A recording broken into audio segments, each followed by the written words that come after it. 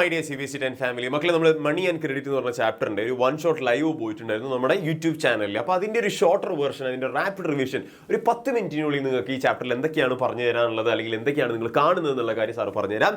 ഇത്രേ ഉള്ളൂ, നിങ്ങൾ അറിഞ്ഞിരിക്കുക. മണി ആൻഡ് ക്രെഡിറ്റിൽ ആദ്യം നമ്മൾ മണീനെ പറ്റി പഠിക്കും, ക്രെഡിറ്റിനെ പറ്റി രണ്ടാമത് പഠിക്കും. അപ്പോൾ രണ്ട് കാര്യങ്ങളാണ് ഈ ചാപ്റ്ററിൽ മെയിൻ ആയിട്ട് നിങ്ങൾ നോക്കേണ്ടത്.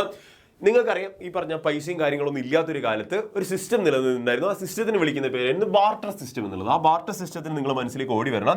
എന്താണ് ഈ ബാർട്ടർ സിസ്റ്റം ചെയ്തിരുന്നത്? ഡയറക്ട്ലി എക്സ്ചേഞ്ച് ചെയ്യായിരുന്നു ഗുഡ്സിന്, അല്ലെങ്കിൽ ഈ പറഞ്ഞിട്ടുള്ള എന്താണ് വസ്തുക്കൾക്ക് പകരം വസ്തുക്കൾ വാങ്ങിക്കുകയും വിൽക്കുകയൊക്കെ ചെയ്യുന്ന പരിപാടിയായിരുന്നു ബാർട്ടർ സിസ്റ്റം എന്ന് പറയുന്നത്. പൈസ അഥവാ മണി ഇൻവെന്റ് ചെയ്യുന്നതിന് മുന്നേ ആളുകൾ ഇങ്ങനെയായിരുന്നു എന്ത് ചെയ്തിട്ടുണ്ടായിരുന്നത്? എക്സ്ചേഞ്ച് നടത്തിയിട്ടുണ്ടായിരുന്നത്. Okay, ready? അതിനുശേഷം നിങ്ങൾ അറിയേണ്ടത് ഡബിൾ കോയിൻസിഡൻസ് ഓഫ് വാൺസ് എന്താണെന്ന് അറിഞ്ഞിരിക്കുക. ഈ പറഞ്ഞ ഡബിൾ കോയിൻസിഡൻസ് ഓഫ് വാൺസ്, ഇപ്പൊ എനിക്കൊരു സാധനം വേണമെങ്കിൽ നോർമലി മറ്റേ ആളുടെ കയ്യിൽ ആ സാധനം ഉണ്ടായിരിക്കണം, അത് അയാൾ കൊടുക്കാനും വില്ലിങ് ആയിരിക്കണം. അങ്ങനെ ഇല്ലെങ്കിൽ അവിടെ ആ സംഭവം, ആ എക്സ്ചേഞ്ച്, അവിടെ ട്രാൻസാക്ഷൻ നടക്കില്ല. അപ്പോൾ ഈ പറഞ്ഞ ഡബിൾ കോയിൻസിഡൻസ് ഓഫ് വാൺസ് എന്ന് പറഞ്ഞാൽ പരസ്പരം അങ്ങോട്ടും ഇങ്ങോട്ടും ആളുകൾ കൊടുക്കാനും വാങ്ങിക്കാനും തയ്യാറാകണം, എന്നാൽ മാത്രമേ അവിടെ എക്സ്ചേഞ്ച് നടക്കുകയുള്ളൂ. Okay, ready? അങ്ങനെ ഇല്ലാത്ത പക്ഷത്തോളം അവിടെ എക്സ്ചേഞ്ച് നടക്കില്ല. അപ്പോൾ ആ ഒരു പ്രശ്നം പരിഹരിക്കാൻ വേണ്ടിയിട്ടാണ് എന്ത് ഇൻവെന്റ് ചെയ്തിട്ടുള്ളത്? നമ്മുടെ മണി അഥവാ കറൻസി കൊണ്ടുവന്നിട്ടുള്ളത്. അപ്പോൾ മണി ഒരു മീഡിയം ആയിട്ട് മാറുകയാണ് ചെയ്യുന്നത്. എന്ത് ഒരു സാധനം നമുക്ക് വാങ്ങിക്കാനും കൊടുക്കാനൊക്കെയുള്ള ഒരു മീഡിയം ആയിട്ട് മാറുകയാണ് ചെയ്യുന്നത്. അപ്പോൾ ഈ പറഞ്ഞ ക്യാഷിന് കുറച്ച് ക്യാരക്ടറിസ്റ്റിക്സ് ഉണ്ട്. എന്താ നോക്കാം നമുക്ക്. ജനറലി അക്സെപ്റ്റഡ് ഫോംസ് ആണ്. ഇപ്പോൾ ഇന്ത്യൻ കറൻസി ആണെങ്കിൽ ഇന്ത്യയിൽ എവിടെ ചെന്നാലും നമുക്കത് അക്സെപ്റ്റബിൾ ആണ്. ഓക്കെ, ഈ പറഞ്ഞ ജനറലി അക്സെപ്റ്റഡ് ഫോംസ് ആണ് ഒരു എക്കണോമിയിൽ. അതേപോലെ തന്നെ ഓതറൈസ്ഡ് ബൈ ഗവൺമെന്റ് എന്ന് പറഞ്ഞു നോക്കുന്നുണ്ട്. ഗവൺമെന്റിന്റെ ഓതറൈസേഷൻ എവിടെ കാണാൻ പറ്റും? ഈ കറൻസിയിൽ അല്ലെങ്കിൽ ഈ മണിയിൽ കാണാൻ പറ്റും. അതുകൊണ്ട് തന്നെ ഇത് എവിടെ ചെന്നാലും അക്സെപ്റ്റബിൾ ആണ്. എവിടെ ചെന്നാലും അക്സെപ്റ്റബിൾ ആണെന്ന് ഇൻ ദ സെൻസ് നമ്മുടെ എക്കണോമിയിൽ അത് അക്സെപ്റ്റബിൾ ആണ്. ഇന്ത്യൻ കറൻസി നമ്മൾ വേറൊരു രാജ്യത്തേക്ക് പോവുകയാണെങ്കിൽ നമ്മുടെ കറൻസി കൺവേർട്ട് ചെയ്തിട്ട് ആ രാജ്യത്തെ കറൻസി ആയിട്ട് മാറ്റിയാൽ മാത്രമേ അവിടെ അത് അക്സെപ്റ്റബിൾ ആവുള്ളൂ. ഓക്കെ, അപ്പോൾ ഓരോ രാജ്യത്തെ എക്കണോമിക്ക് അനുസരിച്ചിട്ടായിരിക്കും, ആ രാജ്യത്തെ ഗവൺമെന്റ് അനുസരിച്ചിട്ടായിരിക്കും, ഓതറൈസേഷൻ അനുസരിച്ചിട്ടായിരിക്കും ആ കറൻസി അല്ലെങ്കിൽ മണി എന്ന് പറയുന്നത് അക്സെപ്റ്റഡ് ഫോമിലേക്ക് മാറുക. ഓക്കെ, നെക്സ്റ്റ് നിങ്ങൾ അറിയണം മീഡിയം ഓഫ് എക്സ്ചേഞ്ച്. ഒരു സാധനം വാങ്ങിക്കാൻ ഉപയോഗിക്കുന്ന അല്ലെങ്കിൽ കൊടുക്കാൻ ഉപയോഗിക്കുന്ന, കൈമാറാൻ ഉപയോഗിക്കുന്ന ഒരു മീഡിയം ഓഫ് എക്സ്ചേഞ്ച് മാത്രമാണ് ഈ കറൻസി അല്ലെങ്കിൽ പണം അല്ലെങ്കിൽ മണി എന്ന് പറഞ്ഞ സാധനം. അതുപോലെ തന്നെ ഇത് അച്ചടിച്ചിറക്കുന്നത് RBI ആണെന്നുള്ള കാര്യം നിങ്ങൾ അറിഞ്ഞിരിക്കാം. റിസർവ് ബാങ്ക് ഓഫ് ഇന്ത്യ എന്നാണ് RBIയുടെ ഫുൾ ഫോം എന്ന് പറയുന്നത്. ഇന്ത്യയിൽ കറൻസി പ്രിന്റ് ചെയ്യുന്നത് അല്ലെങ്കിൽ അച്ചടിച്ചിറക്കുന്നത് RBI ആണ് എന്നുള്ള കാര്യം കൂടെ നിങ്ങൾ അറിഞ്ഞിരിക്കുക. ദെൻ ലീഗലൈസ്ഡ് ബൈ ലോ, നിയമത്തിനനുസൃതമായിട്ടായിരിക്കണം ഈ പറഞ്ഞിട്ടുള്ള പൈസ അല്ലെങ്കിൽ കറൻസി അച്ചടിച്ചിറക്കുന്നതും അത് ഈ പറഞ്ഞിട്ടുള്ള മാർക്കറ്റിൽ അല്ലെങ്കിൽ ഈ പറഞ്ഞിട്ടുള്ള നമ്മുടെ എക്കണോമിയിൽ സർക്കുലേറ്റ് ആവുന്നതും എന്നുള്ള കാര്യം മാത്രം നിങ്ങൾ ആ ഭാഗത്ത് അറിഞ്ഞിരുന്നാൽ മതി. ഇത്രയും കാര്യങ്ങളാണ് മണിയുടെ സവിശേഷതകൾ അല്ലെങ്കിൽ മണിയുടെ ക്യാരക്ടറിസ്റ്റിക്സ് എന്ന് പറയുന്നത്. ദെൻ നിങ്ങൾ അറിഞ്ഞിരിക്കുക ബാങ്ക് അക്കൗണ്ട് ഉണ്ടാവണം. നമുക്ക് എല്ലാവർക്കും ഒരു ബാങ്ക് അക്കൗണ്ട് ഉണ്ടാവും. ബാങ്ക് അക്കൗണ്ട് എന്താ ചെയ്യുക? നമ്മൾ ഒബ്വിയസ്ലി നമ്മളവിടെ ഡെപ്പോസിറ്റ് ചെയ്യും. ഓക്കെ, മണി നമ്മൾ ഡെപ്പോസിറ്റ് ചെയ്യുന്നുണ്ട്. ആ ഡെപ്പോസിറ്റ് ചെയ്തൊരു മണിക്ക്, ആ ഒരു ക്യാഷിന് നമുക്ക് എന്ത് കിട്ടും? തിരിച്ച് ബാങ്ക് നമുക്കൊരു ഇൻട്രസ്റ്റ് പേ ചെയ്യും, ഒരു പലിശ നമുക്ക് തിരിച്ചു തരും എന്നും കൂടെ പറഞ്ഞു വെക്കുന്നുണ്ട്.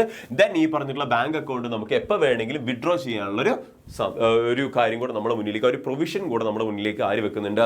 ബാങ്കുകൾ വെക്കുന്നുണ്ട്. എപ്പോൾ വേണമെങ്കിൽ നമ്മുടെ അക്കൗണ്ടിലുള്ള പൈസ നമുക്ക് വിഡ്രോ ചെയ്തെടുക്കാം, അല്ലെങ്കിൽ അക്കൗണ്ട് തന്നെ നമുക്ക് വിഡ്രോ ചെയ്യാം എന്നുകൂടെ പറഞ്ഞു വെക്കുന്നുണ്ട്. ദെൻ ഡിമാൻഡ് ഡിപ്പോസിറ്റ് എന്ന് പറഞ്ഞൊരു ടേം നിങ്ങളുടെ മുന്നിലേക്ക് വരികയാണ്.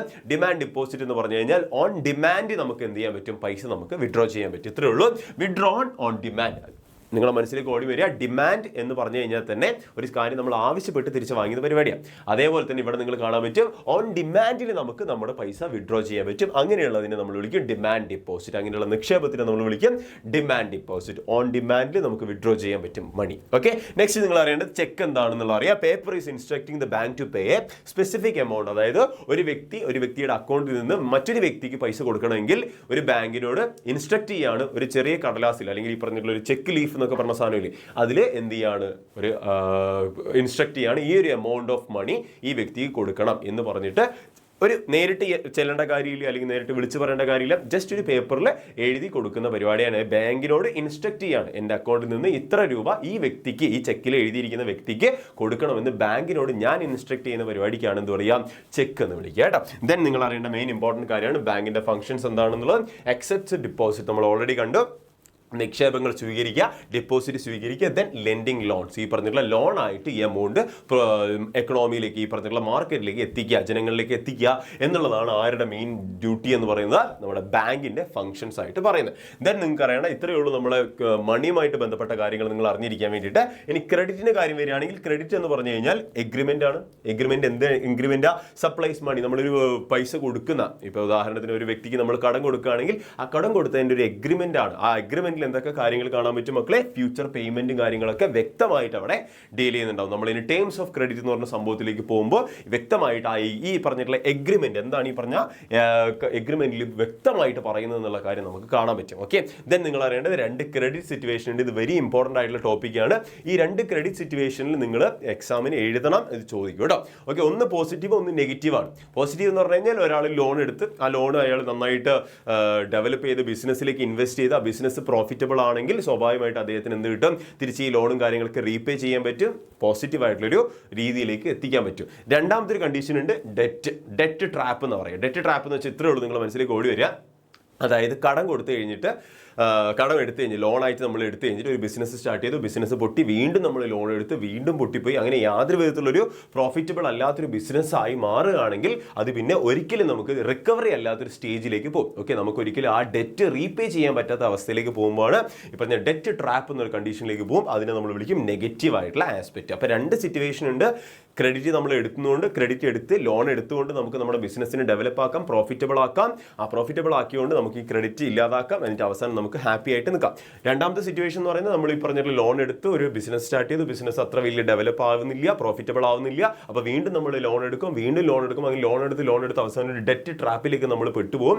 പിന്നെ ഒരിക്കലും നമുക്ക് അതിൽ നിന്ന് റിക്കവറി ഉണ്ടാവാൻ ചാൻസ് ഇല്ലാത്തൊരു കണ്ടീഷനിലേക്ക് പോകും. അതാണ് നെഗറ്റീവ് സിറ്റുവേഷൻ എന്ന് പറയുന്നത്. ഓക്കെ, അപ്പോൾ ഇത്രയും കാര്യങ്ങളാണ് നിങ്ങളുടെ മനസ്സിലേക്ക് ഓടി വരേണ്ടത്. ദെൻ നമ്മൾ അറിയേണ്ടത് ഈ പറഞ്ഞിട്ടുള്ള എന്താണ് ടേംസ് ഓഫ് ക്രെഡിറ്റ് എന്നുള്ള കാര്യം നിങ്ങൾ അറിഞ്ഞിരിക്കുക. നമ്മൾ കണ്ടു ക്രെഡിറ്റ് എന്ന് പറയുന്ന ഒരു എഗ്രിമെന്റ് ആണ്. അപ്പോൾ എഗ്രിമെന്റിൽ എന്തൊക്കെ കാര്യങ്ങളാണ് മെൻഷൻ ചെയ്തിട്ടുണ്ടാവുക? എ സെറ്റ് ഓഫ് കണ്ടീഷൻസ് പറഞ്ഞിട്ടുണ്ടാവും. എന്തൊക്കെയാണ് കാര്യങ്ങൾ, എവിടേക്കാണ്, എന്തൊക്കെയാണ് നമ്മൾ പൈസ കൊടുക്കുന്നത്, എങ്ങനെയൊക്കെ രീതിയിൽ പൈസ തിരിച്ചു കിട്ടാം എന്നുള്ള ഒരു സെറ്റ് ഓഫ് കണ്ടീഷൻസ് നമുക്ക് എവിടെ കാണാൻ പറ്റും? ടേംസ് ഓഫ് ക്രെഡിറ്റിൽ കാണാൻ പറ്റും. ദെൻ റേറ്റ് ഓഫ് ഇൻട്രസ്റ്റ്, ഞാൻ കൊടുത്ത എമൗണ്ടിന് എത്ര രൂപയാണ് അയാൾ തിരിച്ചു തരേണ്ടത്, അല്ലെങ്കിൽ ഈ പറഞ്ഞിട്ടുള്ള ലോണായിട്ട് കൊടുക്കുന്ന എമൗണ്ടിന് ലോൺ മേടിക്കുന്ന ആൾ എത്ര രൂപയാണ് തിരിച്ചു തരേണ്ടത് എന്നുള്ള കൃത്യമായിട്ടുള്ള കണക്ക് എവിടെ കാണിക്കാൻ പറ്റും? ഈ പറഞ്ഞിട്ടുള്ള റേറ്റ് ഓഫ് ഇൻട്രസ്റ്റ് എന്ന് പറഞ്ഞ സാധനത്തിൽ കാണിക്കാൻ പറ്റും. പലിശ നിരക്ക് എത്രയാണെന്ന് വ്യക്തമായിട്ട് കാണിച്ചിരിക്കും. ദെൻ കൊളാട്രൽ, എന്ത് കൊളാട്രലാണ് വെച്ചിട്ടുള്ളത്, എന്ത് കൊളാട്രൽ കൊടുത്തിട്ടാണ് ഞാൻ ഈ പൈസ കൊടുക്കേണ്ടത്. ഇപ്പോൾ ഉദാഹരണത്തിന് ഒരാൾ എന്നോട് 5 ലക്ഷം രൂപ കടം ചോദിച്ചു കഴിഞ്ഞാൽ ഞാൻ വെറുതെ എടുത്ത് കൊടുക്കൂല. 5 ലക്ഷത്തിന് തത്തുല്യമായിട്ടുള്ള ഈക്വൽ ആയിട്ടുള്ള ഒരു കൊളാട്രൽ ഞാൻ വാങ്ങിച്ചു വെച്ചിട്ട് മാത്രമേ ഞാൻ എന്ത് ചെയ്യുള്ളൂ? ആ പൈസ ആ വ്യക്തിക്ക് കൊടുക്കുള്ളൂ. കാരണം ഇൻ കേസ് ആ വ്യക്തി എനിക്ക് ആ പൈസ തന്നില്ലെങ്കിൽ ഈ എമൗണ്ട്, ഈ പറഞ്ഞിട്ടുള്ള ഈക്വൽ ആയിട്ടുള്ളതോ അതിൽ കൂടുതലോ ഹയർ ആയിട്ടുള്ളതോ ആയിട്ടുള്ള ഈ കൊളാട്രൽ വെച്ചിട്ട് എനിക്ക് ആ നഷ്ടപ്പെട്ടു പോയ പൈസ എനിക്ക് തിരിച്ചെടുക്കാൻ പറ്റണം. ഓക്കെ, ഞാനൊരു ലോൺ കൊടുക്കുന്ന ഒരാളാണെങ്കിൽ. ഓക്കെ, അതുകൊണ്ടാണ് കൊളാട്രൽ അവിടെ ഇമ്പോർട്ടൻ്റ് ആയിട്ട് വരുന്നത്. അത് in the form of gold ആയിരിക്കാം, ലാൻഡ് ഡെപ്പോസിറ്റ് ആയിരിക്കാം, ഡോക്യുമെന്റേഷൻ ആയിരിക്കാം, എന്തും ആയിരിക്കാം എന്ന് പറഞ്ഞു വെക്കേണ്ടത്. ഈ പറഞ്ഞിട്ടുള്ള കൊളാട്രൽ എന്ന് പറയുന്ന സാധനം, അതായത് ഞാൻ കൊടുക്കുന്ന എമൗണ്ടിനെക്കാട്ടിയും അല്ലെങ്കിൽ ഈക്വലോ അതിന് കൂടുതലായിട്ടുള്ള വാല്യൂ ഉള്ളതുമായിട്ടുള്ള ഒരു സാധനമായിരിക്കും കൊളാട്രലായിട്ട് എപ്പോഴും സ്വീകരിക്കുക എന്നുള്ള കാര്യം നിങ്ങൾ അറിഞ്ഞിരിക്കാം. അതുപോലെ തന്നെ റീപേയ്മെന്റ് എങ്ങനെയാണ് തിരിച്ചടയ്ക്കുക, എത്ര കാലാവധിക്കുള്ളിൽ തിരിച്ചടയ്ക്കും, 1, 2, 3 വർഷത്തിനുള്ളിലാണോ, എത്ര കാലത്തിനുള്ളിൽ തിരിച്ചടയ്ക്കും, റീപേയ്മെന്റ് കപ്പാസിറ്റി ഉണ്ടോ എന്നൊക്കെ നോക്കിയിട്ടാണ് ഈ പറഞ്ഞ ടേംസ് ഓഫ് ക്രെഡിറ്റ് നിങ്ങൾക്ക് ഇവിടെ കാണാൻ പറ്റുക. അപ്പോൾ ഇത് വളരെ ഇമ്പോർട്ടൻ്റ് ആയിട്ടുള്ള കാര്യമാണ്. ചിലപ്പോൾ 2 മാർക്കിന് ചോദിക്കാനുള്ള ചാൻസ് ഉണ്ട് എന്ന് പറഞ്ഞു വെക്കുന്നുണ്ട്. അവസാനത്തെ ഒരു കാര്യം മക്കളെ, ഈ പറഞ്ഞിട്ടുള്ള ക്രെഡിറ്റ് അറേഞ്ച്മെന്റ്സ് എന്തൊക്കെയാണ്, ആരുടെ കയ്യിൽ നിന്നൊക്കെ നമുക്ക് ക്രെഡിറ്റ് വാങ്ങിക്കാൻ പറ്റും. ഓക്കെ, നമ്മൾ ലോൺ കൊടുക്കുന്നുണ്ട്, ലോൺ പ്രൊവൈഡ് ചെയ്യുന്നുണ്ട് എന്നൊക്കെ പറഞ്ഞു. അപ്പോൾ ആരുടെ കയ്യിൽ നിന്നൊക്കെ ആയിരിക്കും നമ്മൾ ലോൺ നമുക്ക് എടുക്കാൻ പറ്റുക? മണി ലെൻഡേഴ്സിൻ്റെ കയ്യിൽ നിന്ന്, അതായത് ഈ പറഞ്ഞ പലിശക്കാരുടെ കയ്യിൽ നിന്നൊക്കെ നമുക്ക് കടം എടുക്കാൻ പറ്റും. അതേപോലെ തന്നെ ട്രേഡേഴ്സ്, കച്ചവടക്കാരുടെ കയ്യിൽ നിന്ന് എടുക്കാൻ പറ്റും. ദെൻ ബാങ്കുകളിൽ നിന്ന് നമുക്ക് എടുക്കാൻ പറ്റും, എംപ്ലോയീസിൻ്റെ കയ്യിൽ നിന്ന് എടുക്കാൻ പറ്റും, കോഓപ്പറേറ്റീവ് സൊസൈറ്റീൻ്റെ കയ്യിൽ നിന്ന് എടുക്കാൻ പറ്റും. ഇത്രയും കാര്യങ്ങളിൽ നിന്നൊക്കെ നമുക്ക് എന്ത് ചെയ്യാൻ പറ്റും? പൈസ കടം എടുക്കാൻ പറ്റും. ഇതൊക്കെ എല്ലാം സേഫ് ആണോ? അല്ല സാർ, കുറച്ച് കാര്യങ്ങൾ സേഫ് അല്ലാത്തതുണ്ട്. ഇവിടെ നിങ്ങൾക്ക് നോക്കിയാൽ മനസ്സിലാവും. ഈ പറഞ്ഞുള്ള ക്രെഡിറ്റ് സോഴ്സസിനെ 2 ആയിട്ട് തരംതിരിച്ചിട്ടുണ്ട്, ഫോർമലും ഇൻഫോർമലും. ഈ ഫോർമൽ എന്ന് പറഞ്ഞാൽ ഗവൺമെന്റിന്റെ കീഴിൽ നിൽക്കുക ആളുകളും, ഇൻഫോർമൽ എന്ന് പറഞ്ഞാൽ ഗവൺമെന്റിന്റെയോ അല്ലെങ്കിൽ യാതൊരു വിധ നിയമത്തിന്റെയോ അടിസ്ഥാനത്തിൽ അല്ലാതെ പ്രവർത്തിക്കുന്ന കുറച്ച് ആളുകളുണ്ട്. അവർ പ്രൊവൈഡ് ചെയ്യുന്ന ലോണുകളൊക്കെ നമ്മൾ ഇൻഫോർമൽ കാറ്റഗറീസിൽ പെടുത്തും. അപ്പോൾ നിങ്ങൾ അറിഞ്ഞിരിക്കുക, മണി ലെൻഡേഴ്സ് ഒബ്വിയസ്ലി അത് ഇൻഫോർമൽ ആണ്, അവിടെ യാതൊരു വിധത്തിലുള്ള നിയമങ്ങളോ കാര്യങ്ങളോ ഇല്ല. ട്രേഡേഴ്സും ഇൻഫോർമൽ ആണെന്ന് പറഞ്ഞു നോക്കുന്നുണ്ട്. ബാങ്ക് ഫോർമലാണ്, കാരണം ബാങ്ക് എന്തിന്റെ കൺട്രോളിലുള്ളത്?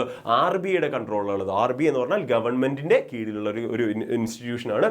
ഈ പറഞ്ഞിട്ടുള്ള ലീഗലൈസ്ഡ് ആയിട്ടുള്ള ഒരു കാര്യമാണ്. അപ്പോൾ സ്വാഭാവികമായിട്ട് ബാങ്ക് എന്ന് പറയുന്നത് ഫോർമൽ ആയിട്ടുള്ള ഒരു കാര്യം. അപ്പോൾ അവിടെ നിന്ന് എടുത്തു കഴിഞ്ഞാൽ സേഫ് ആണ്. ഇൻഫോർമൽ ആയിട്ടുള്ള എടുത്ത് നമ്മൾ ലോൺ എടുത്തു കഴിഞ്ഞാൽ അത് അൺസേഫ് ആയിട്ടുള്ള ഒരു കാര്യമാണെന്ന് നിങ്ങൾ അറിഞ്ഞിരിക്കാം. ദെൻ ഇവിടെ എംപ്ലോയീസ് ഉണ്ട്, അതും ഇൻഫോർമൽ ആണ്, ഫോർമൽ ആണ്, രണ്ടും പെടാം. നമുക്ക് ഇവിടെ ഇൻഫോർമൽ എന്ന് പെടുത്താം.